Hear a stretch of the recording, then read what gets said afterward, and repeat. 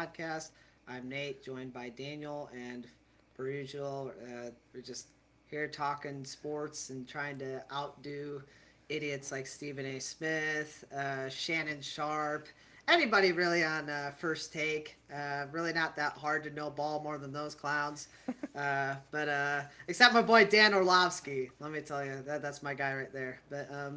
So yeah, pretty much every single week we'll just talk about three main sports, which is NHL, college ball, and MLB, and then might throw in an occasional NFL. Or today we will have one very quick shout out to the NBA. Probably once every 25 episodes we might mention them. So we might talk about them now and the NBA Finals. That's about it. so. Um, for our icebreaker, Daniel, I'll hand it over to Daniel. He's making me guess some teams in the NHL, so I'll let him explain that. Yeah, so we're gonna do a quick. I guess maybe not. It couldn't be quick. It may be. We're gonna do a quick guess that team. I'm going to give you a category of them, and then I will give you the number of teams that are in that category, and then you have to guess all of them. If you need hints, Okay. you can ask for them, and then I can give you a couple of hints. But Ho- other ho- than that, Hopefully, I don't need any, because otherwise Blake will be very disappointed in me. So, see, I don't think it's what you think it'll be, but hopefully. okay. So our first one is going to be, we have 8 teams that have an animal in their logo, in their or their team name is a animal. So Based off an animal. Okay, so yes, Kraken, I'd imagine. Um, obviously. Ducks, Sharks. Um, I would say Coyotes, but they're out now. Yikes. Utah Hockey Club. no, Unfortunately, they're not no, on the list. they're, We want them to be the Yetis, so next yeah, year they yeah. could I be. hope so. I hope so. Um, are they gonna say the Wild? I don't know. I might. Okay. I Nope, thought they that are was not. borderline. I didn't think so though. I thought about putting them on the list, but I was like, probably not. Okay. Don't think the Canucks. Canucks is weird. Again, it's their logo's an animal, but I don't think based off the context of their name, I don't think it is an animal. No, it is It's not. they're bizarre. Yeah, their logo definitely throws you off. It threw me off. Oilers. I don't think there's a Canadian team, so I think we're all in the Panthers. So that puts me at what, Yep. four? You Uh, currently, yeah, have 4. okay. Um, Predators. That would have Yep. been a little embarrassing to not name one of our division rivals. Team we've been clowning on, and it took me that long to get them. And we will continue to clown on. Darn right. I feel like I skipped a. Hang on, I gotta take California again. There's Kings, Sharks, Ducks. Is there another? I don't think so. Okay, so Rangers, Islanders. Nope. This is where I struggle. Like, I'm bad with divisions. It'd be so much easier if I, like, again, MLB, I would just go down divisions, but I That's just fair. don't know divisions as well. So there's three others. Oh man, and not I'm getting cooked here. So let me think. Bruins, no. Lightning, no. Um, yeah, go by state here. Pennsylvania Penguins. Wow, Blake is Yep. grilling me, bro. Oh Yep. no, Blake is yelling at me right now. Oh no, he's so mad at me. I'm sorry. They weren't last, Blake. They weren't last, but six is not very good. So there's two more. Not the Senators, not the Maple Leafs, not the Canadians. Like I said, I don't think it's a Canadian team. I almost said Thrashers. They have not been a team in like 15, 20 years. Not the Avalanche. Not the Golden Knights. So I don't think it's anybody out west. It's not the Blackhawks. Um, Golly, is that the Hurricanes? The Devils? Are they gonna say the Devils? No, No, I I didn't didn't think so. technically say the Devils. Okay. They are 2 Eastern Conference teams. It So has to be. It yeah, has to be. you are done with the West. I was gonna say. I knew the West was done. Wow. Why am I so bad with these? It's because I don't watch the Eastern Conference. Boring losers. uh, okay, so not Bruins. Sabres. Oh my gosh, I'm insulting my best friend and my dad. No. Yikes. Oh no. Well, in my defense, the Sabres are very forgettable. That is fair. That is fair. Not the Blue Jackets. Um, it's not the Red Wings. So who am I missing? Flyers? No. Mm-mm. Um, I will say you have mentioned their name as not being one of them. oh my gosh. Oh no. Well, okay, let me go. I'm just going to start from the bottom of the coast. So we already got Panthers. Lightning. No, Nope. that's literally a lightning bolt. Yeah. Carolina Hurricanes. That's objectively not. It's not the Capitals. I hadn't mentioned the Capitals, so No. it's No, definitely no. not the It's not Capitals. them. Are they saying the Bruins?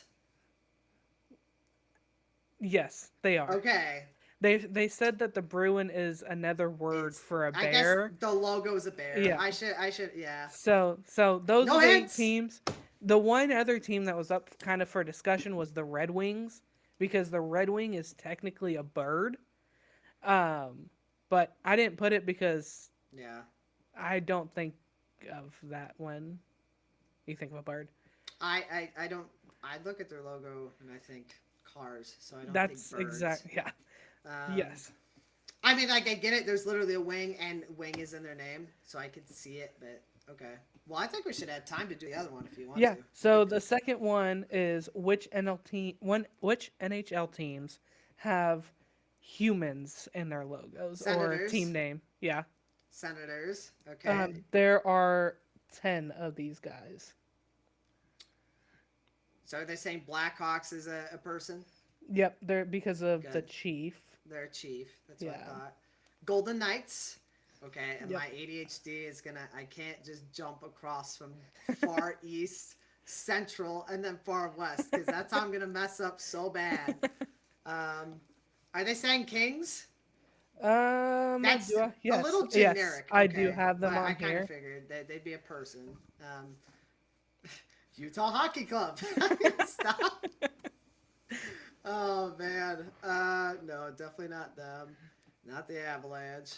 We already listed off the Kraken, so there's not really much else out west. The Ducks and Sharks aren't a part of that. Wild shouldn't be. No, they are The not. Blues Mm-mm. shouldn't be. The, That's no. yeah, no, the blues is more of a genre rather Yes, than John, the right. people. Are they saying Yeah. Blue Jackets? I don't Um, technically. yes, the Blue Jackets Okay. are on it because Okay. it was describing a type of human. That's what I thought. So that puts me at what, 4? You're Rangers. you're actually at 5. Now you're at 6. Now I'm 6. Ooh, Yeah. cook. Um, Islanders. Yeah, they're technically Okay. because an islander is a person. Okay, that's what I thought. The Canadians. Yep. I see. I was gonna list them earlier, but then ADHD kicked in. I was like, I can't list the Blackhawks like ninth. You have 2 teams 2 left. more. Yeah.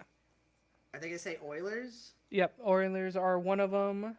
All right, so this is the one that I was debating earlier, and they're weird. Is it the Canucks? It is the Canucks. It is That one was a lot apparently easier. it's apparently a slang for a Canadian. Yeah, and that's why I remembered in my head. It was like it's slang for Canadian. But It's actually kind of funny.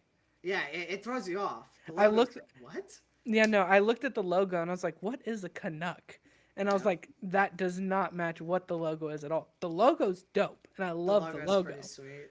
But like that has no correlation to what this team actually is. Yeah, no, it is weird for sure, but yeah, I'm not surprised that's the last one I would have guessed because they get a little weird. But all right, well, we'll have more stuff like that down the road. I'm sure I'll have something for Daniel next week, MLB related. So have a little fun. Blake, again, I apologize that Pittsburgh was 6th. It took me way too long to get the Penguins, man, but I cooked through the humans. I The expected humans you was to say a lot easier. I expected you to say the Penguins first, and I was very surprised it took you that long. Oh man, well, I think strategically I was trying to go west to east for That's that fair. one, That's fair. and because half that list is Seattle all the way down to San Jose or Anaheim. So, Yeah, plus we went to that Anaheim game, so I had to give them a shout out early, you know. that's fair. And they went So back to their old logo, so yeah, darn right, a one of the win-win. best, one of the best in sports. So Now they just need to change the color. yeah, true, true. I do agree there, but okay. So before we jump into more NHL content, I am going to start a new bit. It's called Loser Team of the Week. Which team fall hardest on their face over the past week, whether it's in a playoff game, whether it's through free agency, whether it's just a regular season game, whatever. And this is what I was saying. A very rare NBA shout out. The reason I'm shouting it out is because the other night, the LA Clippers and Brooklyn Nets played each other. Yeah, thrilling matchup. That when I think NBA, I think Clippers and Nets. Totally not the secondary teams in their own respective area. But the reason I mention this is the Los Angeles Clippers beat the Nets by 59 points. Yikes. And the Nets didn't even score 70. They didn't score 70 points. Like 15 years ago, fine, it happens. It's 2025. Like, if you shoot 43s, you should get 70 points. And they got 67. So That's Brooklyn Nets, wild. you're getting clowned on. I'm sorry. That's one of the most embarrassing performances I've ever seen. They did shoot 30% from the field. I was initially coming in to think, oh, they didn't even hit 30%. They were 30.1%. Oof. Unbelievably bad. So, yeah, one of the guys that they had starting, I forgot his name, was 3 for 16. I was like, bro. That's crazy. Bro, I know you guys aren't good, but my goodness. You should just know at a certain point, like, stop shooting. Because they did have two guys on the bench that shot 50%. That bro just held them so far back. But, so yeah, it's a quick little short bit. So everybody go to the Brooklyn Nets Insta page and clown on them because that game is pathetic beyond words. It says a lot because I'm wearing my Blackhawks hoodie right now, and they were. I was debating on throwing them on there for blowing another lead last night, but we'll wait for that. So, moving into NHL, we could discuss a little bit about. I had a who's hot, who's cold, and then I can take care of that, and then you can just jump on to the other points. So the first thing I was going to mention is the hot teams in the league right now. I can't believe I'm saying this, but the Columbus Blue Jackets are in a wild card spot. And massive shout out to you guys because first of all, I'm going to see them in March, so that's going to be exciting. So see them at the outdoor game. They did just release their new jerseys, which are pretty nice. But yeah, they I don't know what's clicking, but right now they're clowning on some teams. I love their Blue Jackets meme page; it's pretty funny. But they're winning games that they probably shouldn't be based off their talent. I know they have a lot of young guys. Fantilli in particular, they have some studs, but it seems like they're accelerating a little bit because I wouldn't have expected them to really be in the spot they are for at least another year. And granted, there's still a good amount of time in the league where they could fall back to planet Earth, but right now they're cruising and they jumped. I think I don't know if they jumped Boston or they're right behind them for the second wild card spot. I know they jumped Ottawa for a moment. So that's one team that's hot, and this is not aged well since I hyped it because the Red Wings did lose the other night. So sorry, guys. But prior to that, they had won 7 in a row, and ironically, bringing up the Blue Jackets outdoor game, I get to see them play the Red Wings. So might actually have some playoff implications there as the Eastern Conference wild card right now is looking very competitive between Detroit, Columbus, Ottawa, Boston. Tampa could fall down, but I imagine right now they'll probably snag a divisional spot. But again, we still have roughly 40-ish games, maybe a little less to play. So we'll see how that plays out. But good for Detroit. Once our bitter rival, but doesn't matter to me anymore since they switched conferences. So both teams playing very, very well right now and are finally trying to compete for the postseason. And we'll see what they if either of them make it, and if they could do some damage. In terms of who's cold, I'm not clowning on us for worst team of the week. We've been cold for the whole entire season. There wasn't really a team that really stood out in terms of losing streaks. There are a couple teams that are like 4-6, 3-7.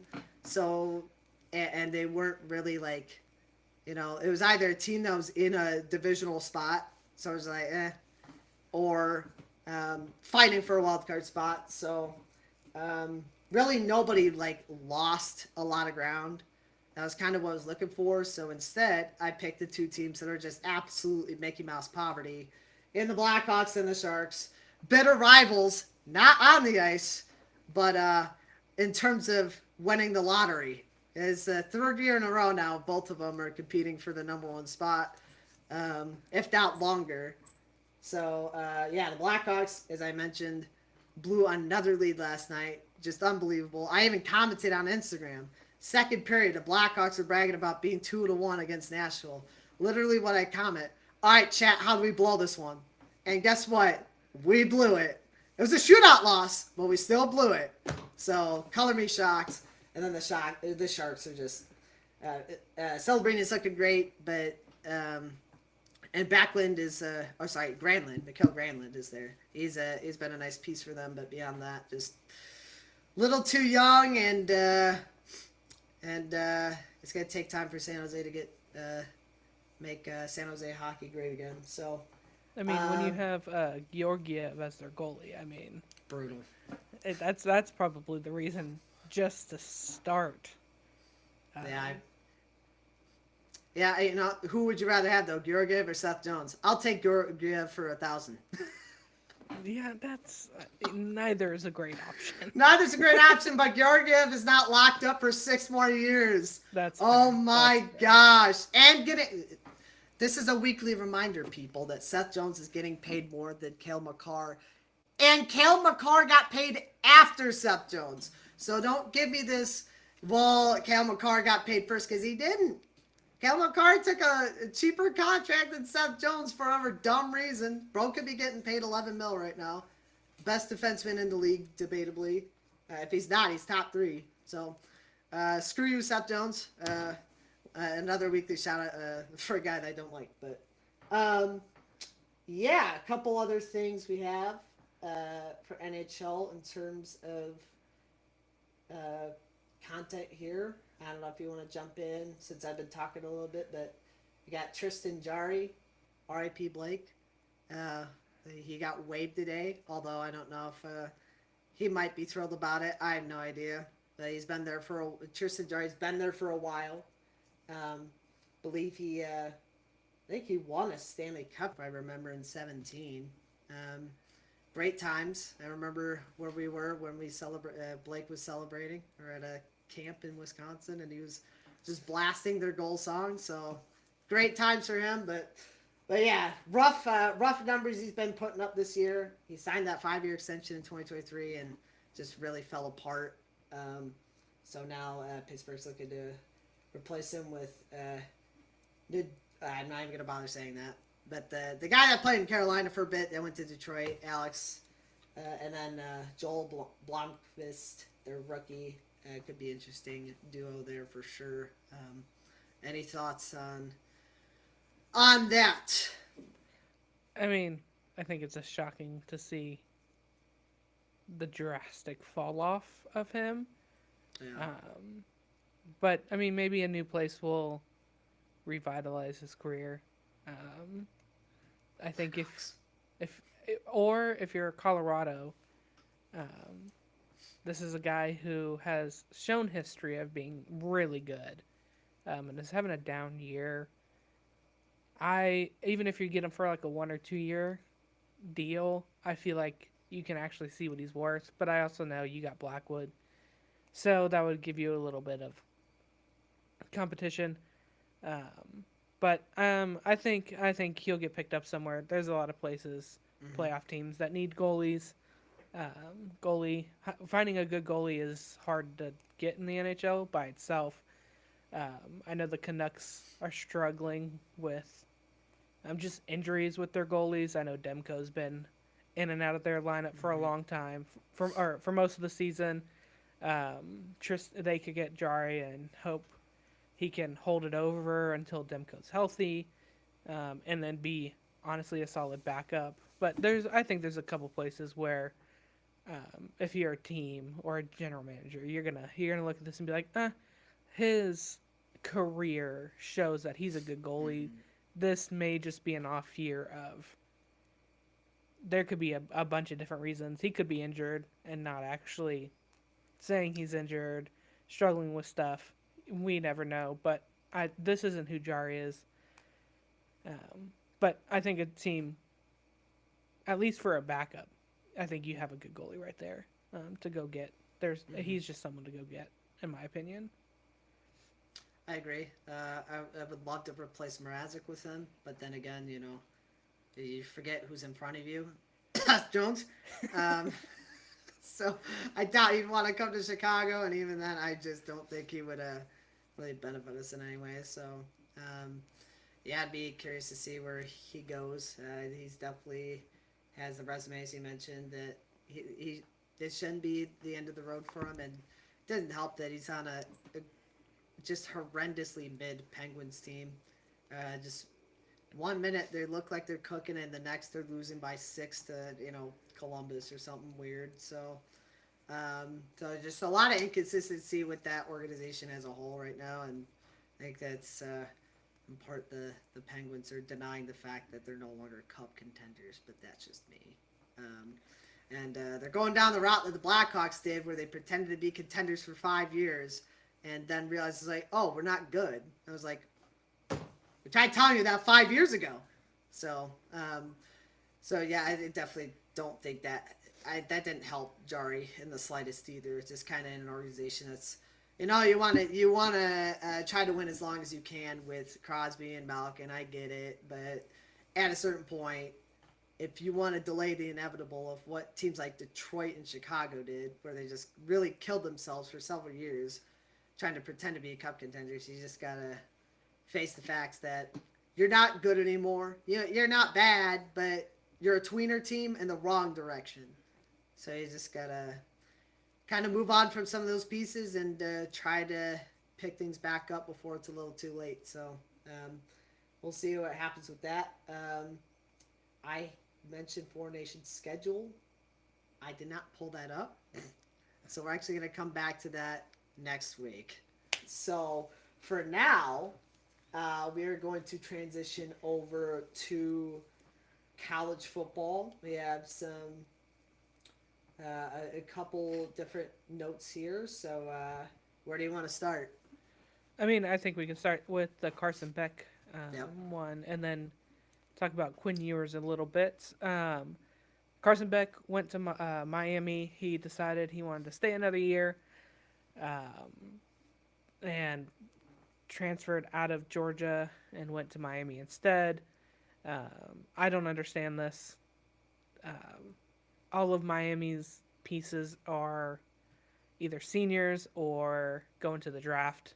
Mm-hmm. So you're going into Miami for with literally nothing there. Um, I don't know. I don't understand this. I understand you. He got hurt in the SEC championship game and tore his UCL, but I don't know. I think he would have benefited. He probably wants to be a higher round draft pick, and I understand that. But I think he would have benefited of just going like Ewers did and learning under a Mm-hmm. guy like a Kirk Cousins or an Aaron Rodgers or guys that have been in the league for a little bit, know what's happening in the league, um, can help you along your way. There's no pressure going in. Um, and I understand wanting to play another year in college, wanting to go win another national championship, but I think we saw this year Carson Beck really was only good because of the pieces he had around him. Like he had Brock Bowers, he had a good running back, good Mm-hmm. receiving core. Brock Bowers. Um, did I mention Brock Bowers? Um, he would. They have always have a great defense. Like so, he was surrounded by all of that, And I think this year we actually saw who Carson Beck really is. Mm-hmm. And I could be wrong. I'm not an NFL analyst. I'm not a scout. I'm not any of that. But I don't think he is what everyone thought he was going into this year. I am.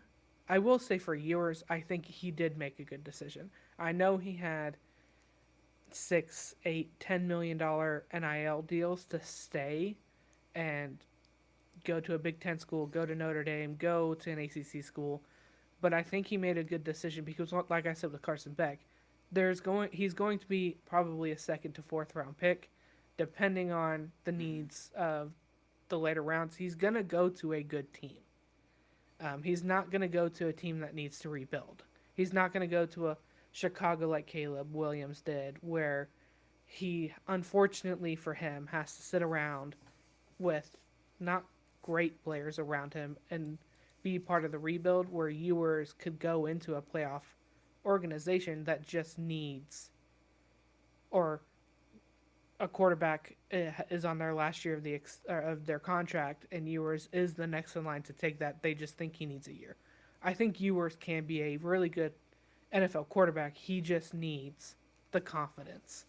And I think with him being out for a year, not out for a year, but as a backup for a year, he can gain that confidence. Mm-hmm. Because when he has that confidence, you could see how great he was. Like when they went to Michigan and played, when they went to Alabama and played, like that was the Quinn Ewers that I think every Texas fan wanted to see. And unfortunately, the injuries hurt him a lot and took a Mm-hmm. lot of that confidence away. And so going to the NFL, he at least gets a chance to sit around, learn, take everything in, learn what it means to be a pro before he actually has to step on the field and take the field as an NFL player. Mm-hmm. Yeah, well, I'll jump in on Carson Beck here for a moment. I think it makes sense in the terms of, he's dating someone from Miami, so I think that played a big factor in going there. But you're losing a lot of talent at Miami that was already respectably overrated. Um, Again, there were two bad calls away from being, a five-loss team, so wasn't really that wowed by Miami personally to begin with.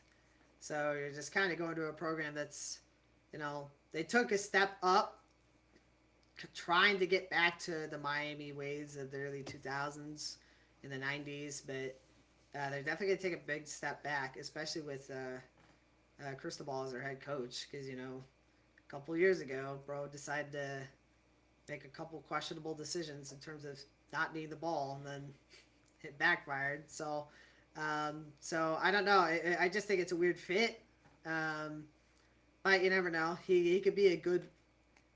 He's experienced, so he's going to be playing with a lot of younger guys. So I mean, he'll be a good leadership presence for them, and depending on their schedule, I don't know what it looks like. I mean, you don't have respectively, you don't have the toughest of schedules, at least in terms of, Big Ten or SEC opponents. You're going to the ACC, so it should lighten a little bit, especially if Florida State is still in their 12-0 to 0-12 challenge.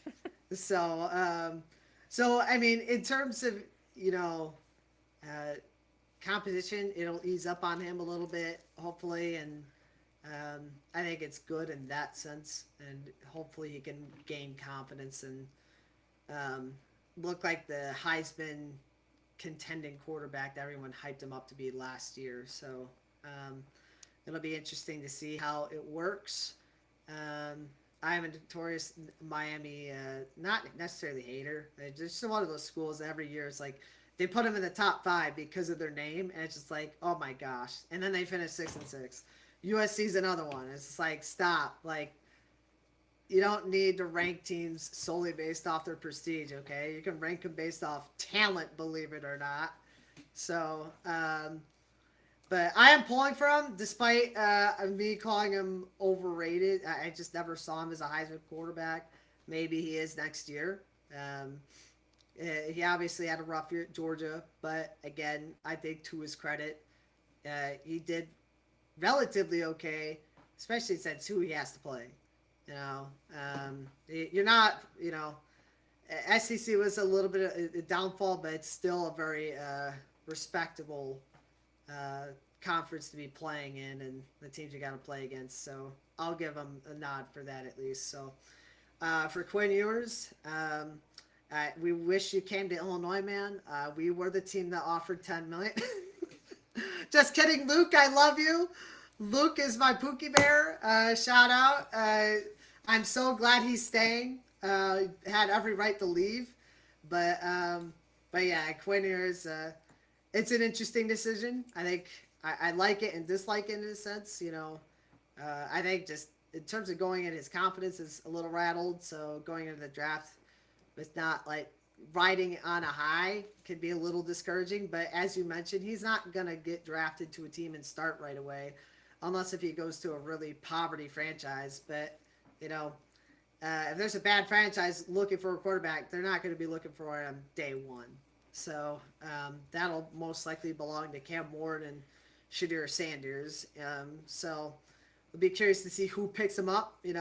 Maybe teams that are in Tampa Bay could give a bite. I know Baker's only 30-ish, but if he continues to struggle with turning over the ball, maybe you can learn from him and potentially jump him because he only has 2 years left on that contract. Maybe go to Arizona.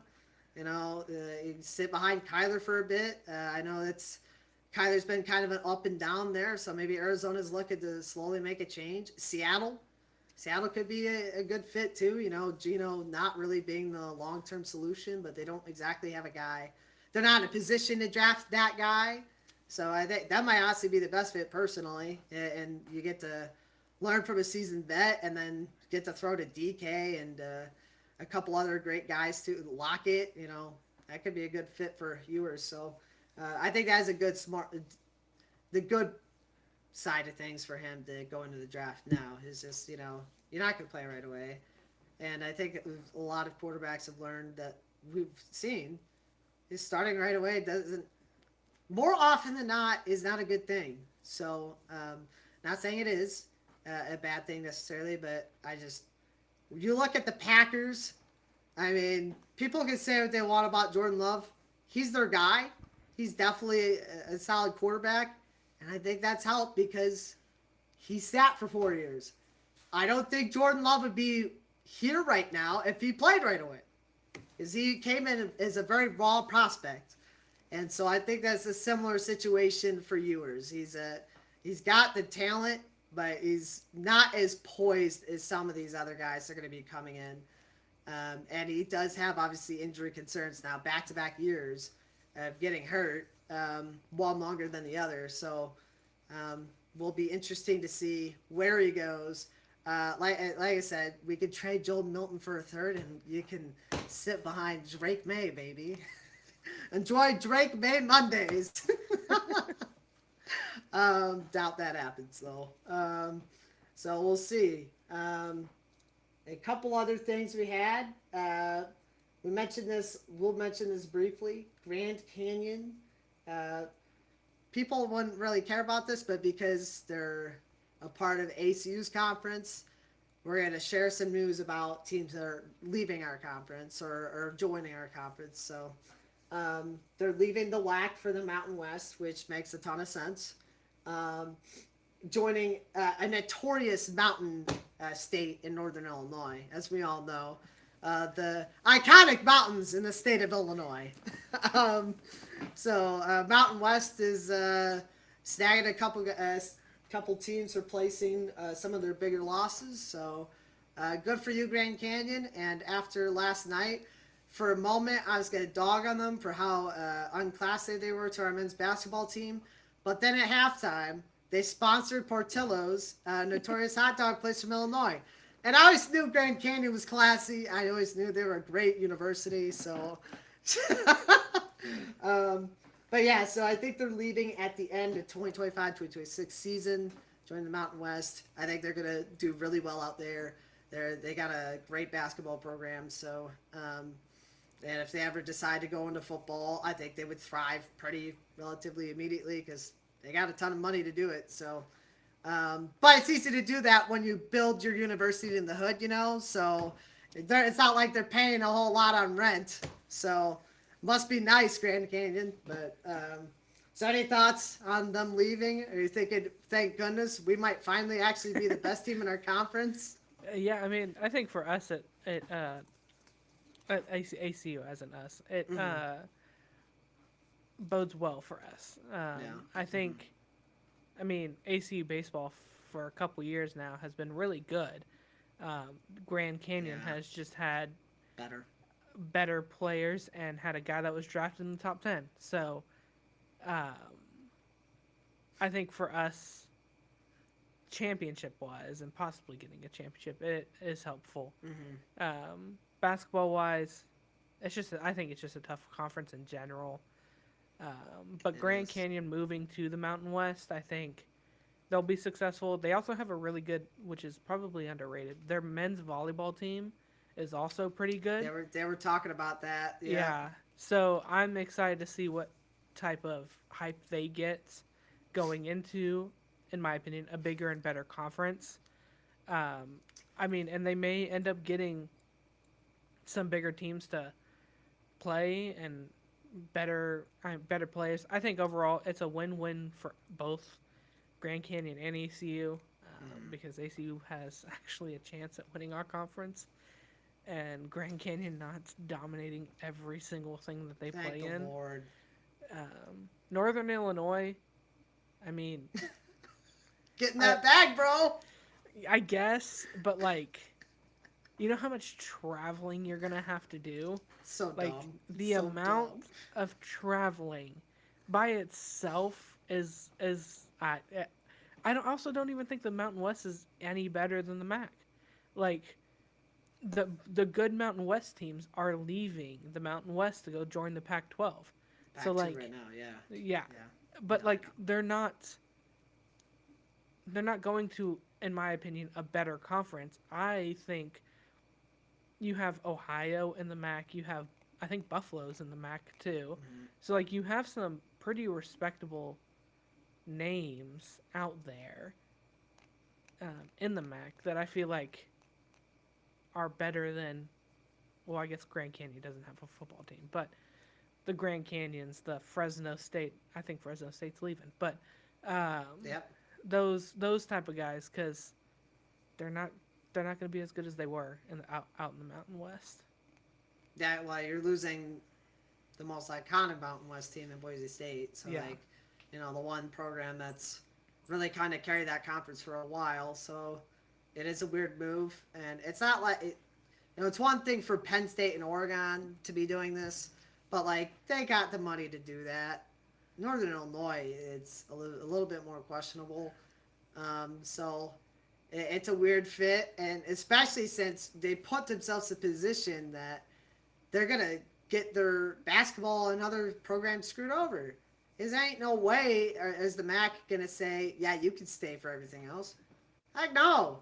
If I'm the MAC, I'm kicking them out. Mm-hmm. So we're interested to see what happens. Maybe they don't, but yeah, bold move by Northern Illinois. It makes sense for Grand Canyon, in part because they have mountains, but they don't have to travel as far. Whereas Illinois, granted you do have Buffalo in there, so they have to travel for that on occasion. But um, you know, Ohio's not that far away. Teams in Indiana aren't that far away for you. Now you have to go to Idaho and Arizona. It's just like, why'd you do this? But good for memes, I guess. So I guess shout out to Northern Illinois. I don't know. And then the last thing we got, and then we got to move over to baseball.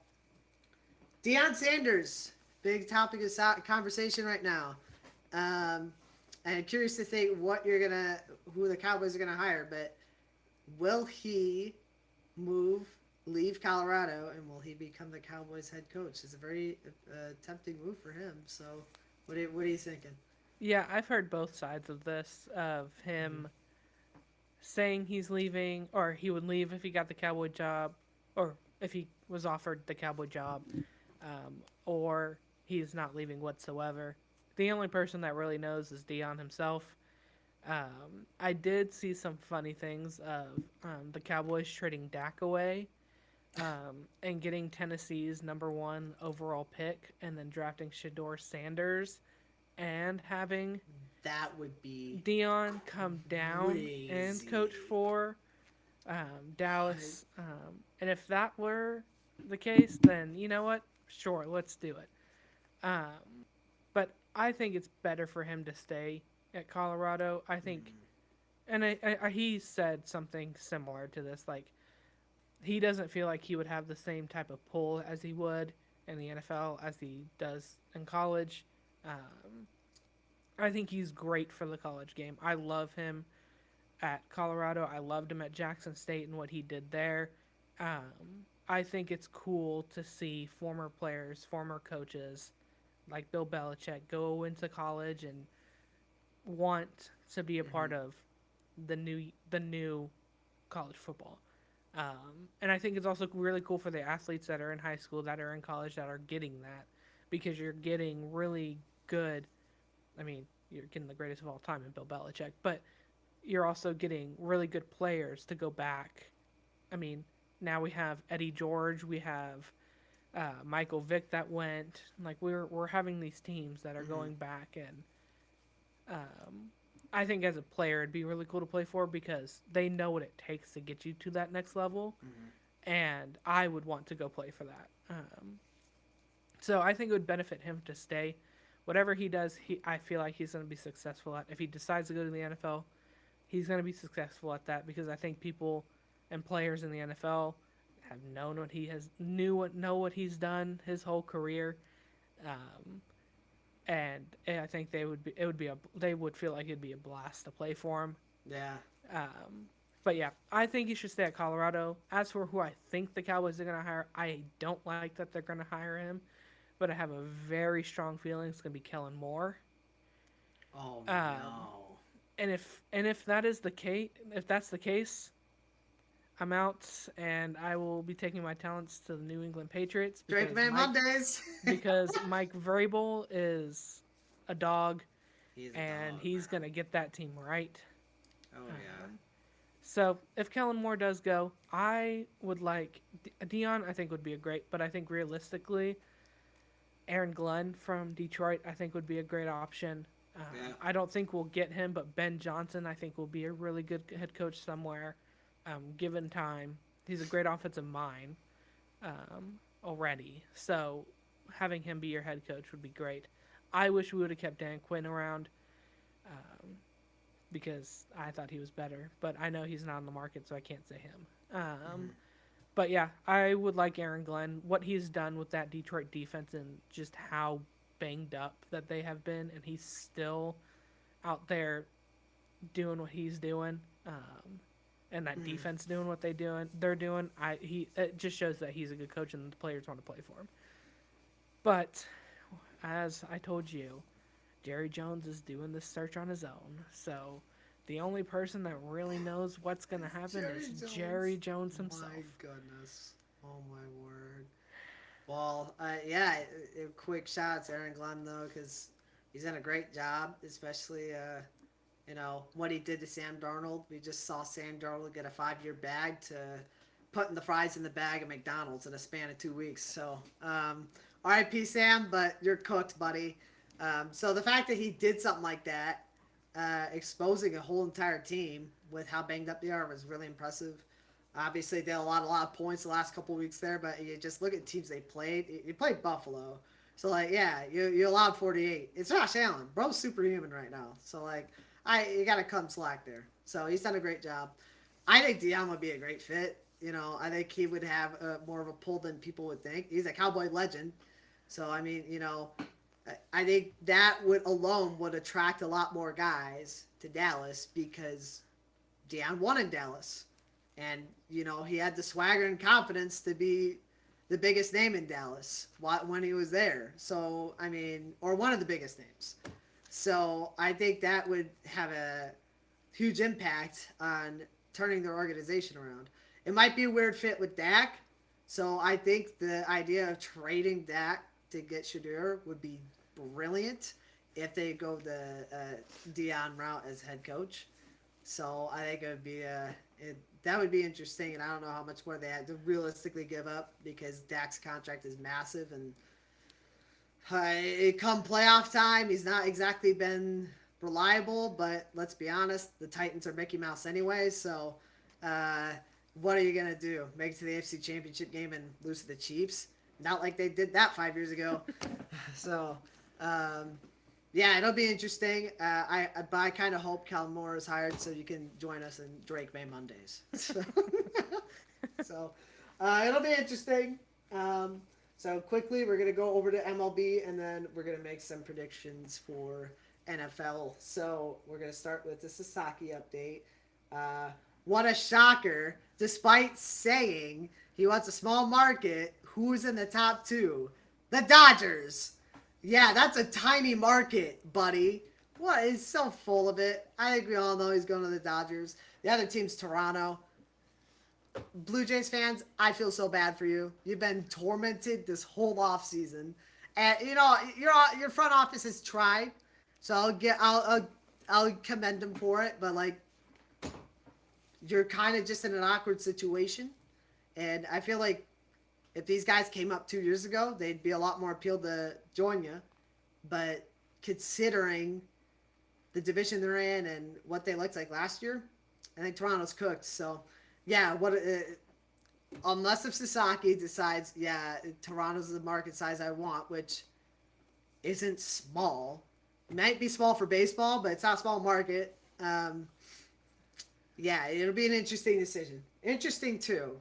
I knew everybody knew the Dodgers were there. I don't think anybody expected Toronto to be in the finals, so it would be interesting to see what he decides. If he decides today, I've been peeking at my phone quite a bit, just waiting to see because it seems like he's gonna. He doesn't have a lot of time left. He's got what till the 23rd, 25th, so he's got maybe less than a week. So, and then the other signing, and I'll let you jump in, or not other signing, but I'm gonna talk about Pete Alonso. He offered the Mets an exclusive offer to them only, where it was a 3-year deal, and there were opt-outs in that contract in terms of how much it was not disclosed. Personally, if I were the Mets, I would have done it because I just saw a report today that, or it was last night, I don't remember, that said most teams expect him to leave at this point, which, to be honest, I don't know where he's going to go because the first baseman market's pretty much covered by everybody. Maybe Toronto.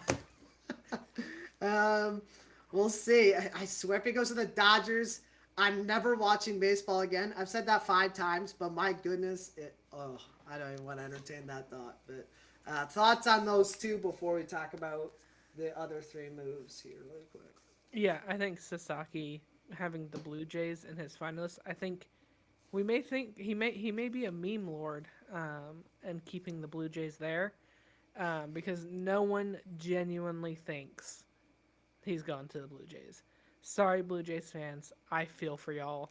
It sucks being a final 2 or final 3, and not getting any of them, which is why you had a loser team of the week. The loser team of the week for me is the Blue Jays because they keep getting dragged along in these and get absolutely nothing out of them. Hurts.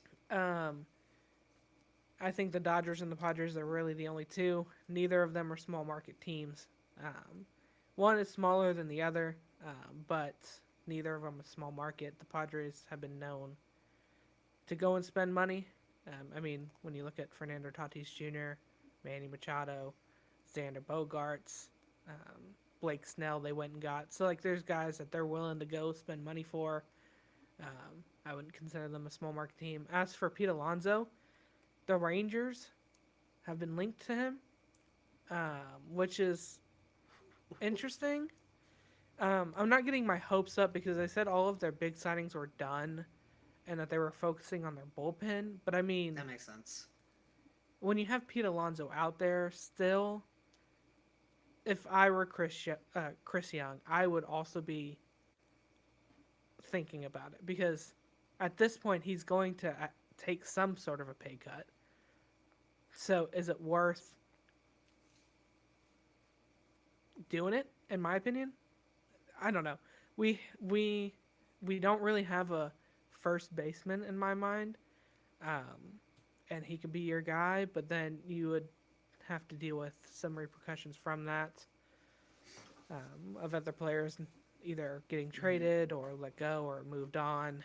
Um, but I want Kirby Yates back, so I want them to focus on that or a closer in general. Tanner Scott would be a good one too. Mentor's gone now, Um, so yeah, yeah. they gotta start thinking soon because So forgot who I picked him up, but he got snagged today.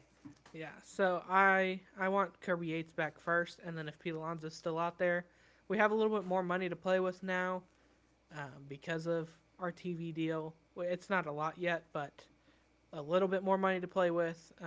I think they said the Rangers are like $12 to $15 million under the cap hit, which But considering honestly, the Dodgers are 400 million over, why yeah. not just spend 300 right now? So I think for the Rangers, you're in a good spot. You're in a good spot to get Yates back.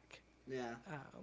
But Alonso sitting out there, there's some teams that if he sits out there long enough, I would feel would jump onto that bandwagon and be like, St. Louis needs to be one of them. I mean, they want He to, just lost Goldschmidt, yeah, and so they want to rebuild their roster from so pretty much nothing up. So I mean, you're not losing it. Like this is a new guy coming in, so it fits the bill of what you're trying to do. mhm. It just makes it interesting for some teams. Minnesota could be another one. You just lost, not just lost, but you lost Carlos Santana.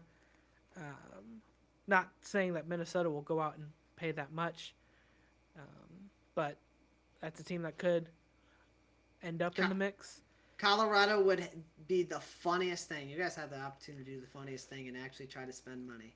I know they're not going to do it, but Pete I did Alonso to see the Rockies. I predicted it. I did see the A's spent more money in their international pool, but they spent more money. They got an 18-year-old Japanese, high school player that is, a two-way Wow. player, and they spent a good chunk of their international money to get him. Bro, Um, screw their owner. he hit like 40 Good home moves, runs but as a high schooler. Yeah, yeah. I actually did that too. I just didn't have cameras on while I did it. So I mean, they said that he's not as good as Otani, but he's the next like Otani like player Yeah, that can both hit and pitch really well. that's interesting. Well, So yeah, they have, you know what, 23 positions to fill. They got Rooker and Severino. So there you go. Now you have to narrow it down to 21. Oh man, but last quick shout out, Alex Bregman. Little, sort of surprised he's still out here, sort of not, you know. But we saw their Yankees and Astros are still tied to him, but it's pretty much still seems like they're not going to be the guys to get him. The top two dogs right now, from what I saw, was Boston and Detroit. I think I've seen a lot more reports though about Detroit getting him. But Boston does have more money to throw at him. So I think he should go to Detroit, but at the same on one hand he should go there, but the other hand I'd be a little scared because seeing Javi Baez. uh, of course, Javi's always swung at everything. I know, I watched it. So, and Alex Bregman is, to be fair, every last player in the MLB is more disciplined than Javi Baez. Literally, there are pitchers that are more disciplined than Javi Baez at the plate. And pitchers besides Otani can't hit anymore. So, yeah, I'm curious to see where he goes. I think those two are pretty reasonable landing spots for him. I think it'd be a great move for Detroit. You know, it's just one step to getting better to contending for a title. So it certainly push them to that next level. And Boston wouldn't necessarily need him. Their lineup's great. I think they should really just be focused on pitching. But you know, if you do want to make a World Series run and ultimately run into the Dodgers, Bregman would be a nice piece to help you out there. So not saying that they would, probably won't, but you never know. So any last second thoughts there before we close things off with divisional round predictions here. yeah, I mean, I think the Red Sox doesn't make sense to me because unless you're going to move him to a different position that's not third, um, Sounds like he because moved to second. okay, then that makes sense because you have Story that's going to come back this year, Mm-hmm. who's probably going to play short for you or second for you.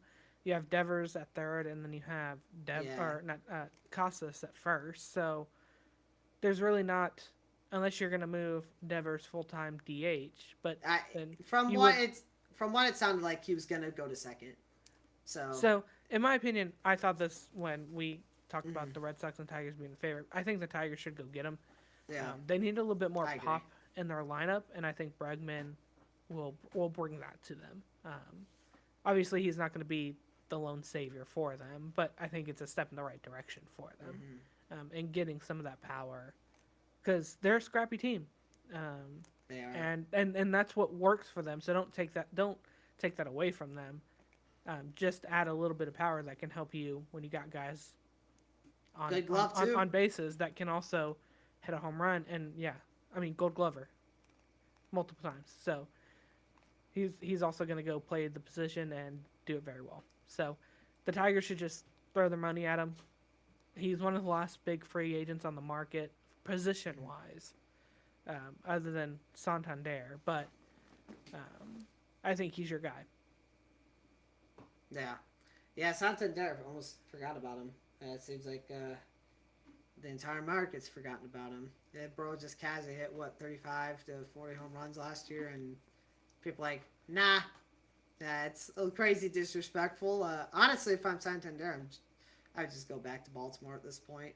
At least even on a 1 year deal. That's what I thought Alonso should have done too. But I don't know how old Santander is. Pete Alonso is 30 or 31, so obviously he can't really keep doing this whole 1 year deal and hope for a bigger thing next time. But at the same time, it did work out for Matt Chapman. That is what he did, and he secured a bag. So be curious to see what happens with those two and what they end up doing. If I'm Santander, I'm going back. Baltimore's a World Series contender. Why not try to just stay in your roots and it just delay payment for a year and try to contend for a ring. So Yeah. I also feel like Detroit could be a good landing spot for Alonso True. because they don't. I mean, Torkelson is their first baseman, but he did not have a good year and a half. He fell about, yeah. And so, I mean, that also adds pop to your lineup. And he's, once again, a good first baseman. Like, he's good defensively. He's not, like, horrendous at first base. So, I mean, the Tigers could go out there and really ripple the waters if they wanted to. For sure. Well, I'll be curious to see what happens there. Obviously, we'll talk more MLB next week. We should have an update at least on Sasaki for sure. Not sure about the rest. I'd like to imagine at least one other guy that we brought up today will at least be linked to closing a deal by this time next week. But who knows? MLB free agency is a little weird. So, last but not least, we will make NFL predictions except for the Chiefs because, respectfully, Ethan, you guys are cooked. Let's not joke ourselves. So, Houston, Texas versus the Chiefs. Chiefs are winning it. If they lose, then CJ Stroud is our savior. That's bold because their offense has been cheeks. I'm putting plus 40 on that game. Oh my gosh. I don't know if I go that crazy, but yeah, I didn't say it, Ethan, okay? I didn't say it, you know. But hopefully his flight working in Kansas City doesn't end up being too bad. I mean, hey, maybe you should go to the game. You could catch Ethan there. It didn't bode well for his Chargers. No, it did not. So no, it did not. We'll see what happens to the secondary team. Yeah. We'll see. But we'll make more in-depth predictions for the other matchups. So the second game, I believe, is going to be Commanders-Lions, which is very intriguing. And I'm very tempted to take the Commanders because Jane Daniels is, he's just been proving so many guys wrong all year long. He was the guy I actually wanted in the draft personally over May, but I wouldn't be getting Drake May Mondays. So,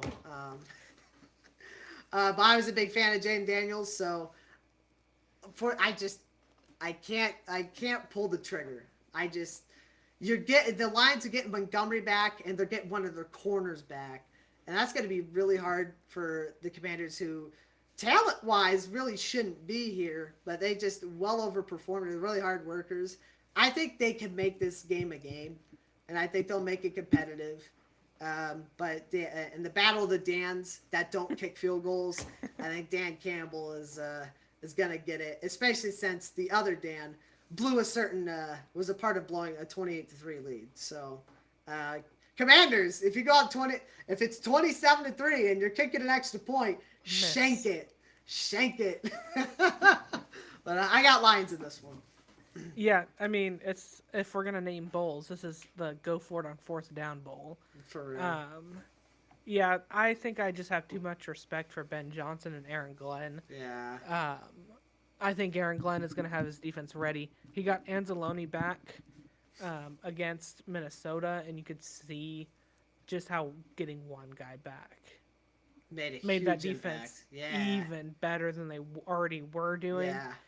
And getting a cornerback back for them, I think they're heading in the right direction health wise, and getting Montgomery back also adding Knuckles and putting Knuckles and Sonic back together. Mm-hmm. I mean that's a terrifying backfield. Terrifying duo. But good job for Dan Quinn to getting his team to where they are. I mean, Washington should not be in this position at all, so kudos to him. Mm-hmm. Yeah. I've always loved Dan Quinn, even when he was with the Falcons. I was happy when he became a Cowboy. He's a great I mean, coach. the Commanders are in the Cowboys division, but I respect them because of Dan Quinn. Jaden Daniels is a dog. Scary Terry's a dog. Mm-hmm. I just don't think they can do it alone. And I just think Goff and that offense is going to be overwhelming. It's going to be too much for the that defense. defense. Yeah. Yeah. That being said, Commanders, we're not disrespecting you, and who knows? Maybe they'll shock the world and pull off the upset. But if this was any other year, I'd be pulling for them. But I need a Lions Bills Super Bowl. So battle of the who's been more miserable the last 65 and a half years. So I mean, when you lose 4 Super Bowls, I think that's pretty bad. You're the more miserable. But they've one. been to 4. Detroit hasn't been to 1. That's fair. So, jeez. So our other 2 matchups, we had the Eagles versus, oh my gosh. Well, I know who's winning this because it's taking me a second to remember who they're playing. The Rams. Rams, thank you. Stafford, I greatly apologize. This is a trickier one. I just can't. I hate to go all favorites this week because I don't think it's going to happen. The problem is all the teams that are favored to win this week have an incredible backfield situation. That's whereas the teams they're facing don't have as strong of a ground game, or at least for the first 2 we've talked about. You know, the Eagles got, in my opinion, should be MVP Saquon Barkley. Absolutely phenomenal season. Probably the best running back season we've seen since AP's MVP year. Saquon's just, I thought he was an injury-prone guy. Turned out it was just he was behind such an atrocious organization that had they just even had a top 29 offensive line, he would have been fine. But no, they had a 33rd out of 32nd. Giants are poverty. But it's just going to be too hard for the Rams to overcome Saquon when they don't have as dominant run game as they do. I know Kyron Williams is a pretty good player. It's just not on the level of Saquon. That being said, of all the matchups that have biggest upset possibility, this one is there because Cooper Kupp and Puka Nacua are disgusting. Stafford is probably the most composed. He's the most experienced out of pretty much anyone here left besides Mahomes. So he knows what it takes to win one. Obviously, Jalen Hurts is a couple plays away from winning one, but it is a scary matchup for the Eagles, but Saquon, I think, is going to take over.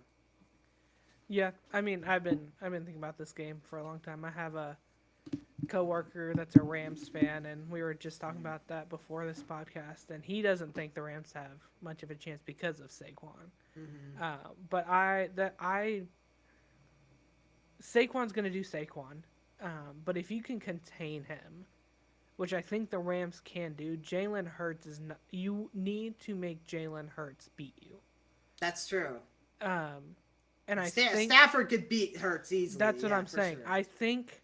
I think LA Rams offense is going to be the Eagles defense is good, but I think Stafford knows what it takes to win. And when you have Cooper Kupp and Puka Nakua, who, in my opinion, probably the best 1-2 duo in the NFL, and then For sure, Stafford, who easily. knows what it takes to win, and then you have Kyron Williams, who is a dog He's a and stud. Yeah. shouldn't be as good as he is, and he is. Or I guess has no right to be as good as he is. Um, and I think that LA Rams offense is underrated. I think you saw what they did against Minnesota, and that's why Twice. I'm gonna take the Rams because I They think torched Minnesota twice. I think the Rams offense is better than Philly's offense because Saquon is the only piece that I would be scared about if I was LA because I don't think Jalen Hurts is consistent enough, especially coming off of a concussion, to beat me. Yeah. So Well, I will take the Rams. I respect that. I was really close to taking him. I just it just really comes down to how well you can contain Saquon for sure. Green Bay relatively did that. He was under 5 yards a carry, so albeit it was over 100 yards, but they did somewhat do that, and they were relatively in the game despite Jordan Love's 2 interceptions. So yeah, we'll see. I think of all the 3 games that will have upset possibility, that one and the next one um, are the two biggest chances we'll see that happening. So the last game we're going to be talking about is Ravens Bills. I can't go against my dad. Baltimore is looking frightening with that Lamar Henry duo, and obviously early in the year, Baltimore absolutely smacked Buffalo around. Um, that in mind, no Zay Flowers, for better or worse. Great player, but just a little too inconsistent right now, and he's young, but it's going to hurt Lamar, though, in the long run, because now we're throwing to Mark Andrews, Isaiah Likely, who both all year long, I would know. I had both of them at one point in fantasy. Drove me insane. Um, so not exactly guys you want to be relying on as your top 2 players. I guess you got Rashad Bateman, but yeah, I think the Nose Flowers is a big concern for me for Baltimore. Um, and as good as Derrick Henry is, James Cook is probably the most underrated running back in the postseason at this point. He's a huge reason why Buffalo's here because everyone was saying Buffalo might miss the playoffs, which is ridiculous. But James Cook needed to step up for Buffalo to be good this year, and he stepped up in a huge way because he opened up this offense so much because he could handle the heavy workload that he's gotten. He's not really splitting it with anybody. So, yeah, I'll rock with Buffalo, though. Josh Allen's a beast. James Cook's a beast. Could Baltimore win? And will they probably win? It's 50-50. This is the best matchup of the week. Both incredible quarterbacks, but as we've seen too, Lamar in the postseason, you know, not the best player to rely on. So, and I know he won last week, but you beat a Mickey Mouse Steelers team. So, if he could beat Buffalo this week, I think he'll beat the allegations of him not being a playoff quarterback. But I don't think it's going to happen. But I think it will be an electric game. Yeah, no, I'm excited for this game. This is the game that I want to watch, and I'm really excited for this one. Yeah, I'm gonna agree with you. I like Buffalo. I think Derrick Henry and Lamar Jackson combo should be illegal. Should not have been allowed. Everyone should have vetoed it. Yeah. But that being said, I do think Josh Allen and James Cook are just as deadly in a different way. Mm-hmm. I mean, they went on a 31-point run uh, against Denver, and they showed why they are as deadly as everyone thinks they are. this is going to be an electric game. I'm excited for it. It's going to be close. It's going to be a nail biter, or at least it should be on paper. I like Josh Allen too much, maybe to my own defeat. But um, yeah, I think Josh Allen, despite the defense not being good, not being great, I think they'll step up when they need to step up. And we always know Allen will step up. This is, I've heard it all week. This is the battle of who gets to win the MVP. I think, unfortunately, it's not. I think Lamar's going to win it no matter what. Lamar deserves it. I like the numbers say Lamar deserves it. Respectfully. And I want it to go to Lamar because that means MVP curse. At the same time, though, if they do win, Baltimore needs to beat Kansas City. So, yeah. So I think the Bills. I like the Bills. Yeah. I think regardless, the AFC Championship is going to be another electric one with it's gonna be insane. the Chiefs either against the Bills or the Ravens. It'll be electric. It'll be fun. But yeah, no, I think the Bills. I like the Bills. Yeah, I think last I saw, the Bills are actually the underdog. I saw that, and So- I don't like that because Polly Market knows ball. So, oh man, but that should be a great game though. And the one thing you can't accuse Josh Allen of is not showing up in the postseason because, yeah, he hasn't been in the Super Bowl yet, but that is not his fault. Bro puts on a show in every playoff game he is in. So it'll be a great game, and hopefully whoever wins that, regardless who it is, I beg of you to beat Kansas City for all of our sanity. It's for America. Or if you lose, don't be put in a position where you push Mahomes out of bounds, flag, and they end it on a kick. Please. And I can live with it if the Chiefs win outright, no controversy. A little hypocritical on my end, albeit I will say I of all people can't be saying that, but I get why people say it now. So, but yeah, any final thoughts before we call it a week? No, I mean, we got the championship game on Monday for the NCAA. We have really good NFL football this weekend. It'll be electric, and honestly, I'm excited for all of it. And we have the best sport ever still going on in the NHL. So, Yeah. It's always a good week when you have NHL. Agreed. Hopefully the Blackhawks season ends soon enough, though. So, oh man. Well, it was great talking, covering sports with y'all again, and we'll see y'all next week with a lot to cover. A lot of playoff results. How badly does Notre Dame lose by? Let's be honest. Respectfully, they're getting curb stomped, but so we'll talk about some other signings as well. So until then, thank you all for joining us. All right. Well, this time I'm going to take this computer home so that I can actually upload it. Smart. My camera didn't have issues this time. I know. It worked the whole way through.